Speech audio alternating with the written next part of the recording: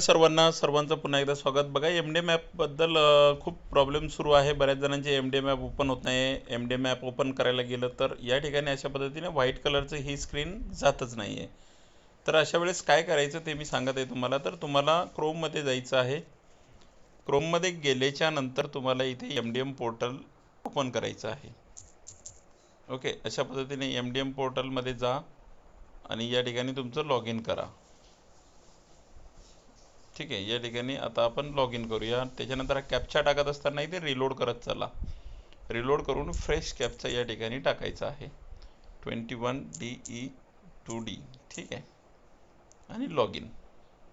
Okay, log in केल्याच्या नंतर या ठिकाणी इथं चेकबॉक्सला क्लिक करून सबमिट करायचं.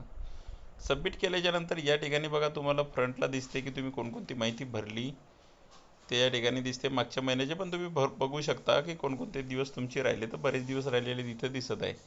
तर आता ॲपचा प्रॉब्लेम आहे तो सॉल्व करायचा आहे. तर इथे ॲप सेटिंगमध्ये जायचं बघा आणि एमडीएम ॲपमध्ये जायचं. एमडीएम ॲपमध्ये गेल्याच्या नंतर इथे तुम्हाला चेंज डिव्हाइस याला क्लिक करायचं आहे. चेंज डिव्हाइसला क्लिक करून ओके म्हणा. ओके म्हटलं, चेंज डिव्हाइस करून झाल्याच्या नंतर आता तुम्हाला बाहेर पडायचं आहे. इथे एमडीएम ॲपला दाबून ठेवायचं. इथे किंवा ॲप इन्फोमध्ये जायचं. खाली क्लिअर डाटा दिसेल तुम्हाला. क्लिअर डाटामध्ये जाऊन क्लिअर ऑल डाटा करायचा, ओके म्हणायचं. ओके म्हटल्याच्या नंतर आता तुम्ही ॲपला परत ओपन करा. आता तुमचा ॲप ओपन होईल. इथे अलाउ परमिशन द्या त्याला. तो ओपन झाल्याच्या नंतर या ठिकाणी तुम्हाला UDAS नंबर टाकायचा आहे तुमचा जो आहे तो. ठीक आहे, आणि जो मोबाईल नंबर तुम्ही याला दिलेला आहे क्वेश्चन आरसाठी तो नंबर टाकायचा आणि नोंदणी करा म्हणायचं आणि ओके म्हणायचं. ओके म्हटलं की लगेच तुम्हाला इथे OTP भरा म्हणून ऑप्शन येईल.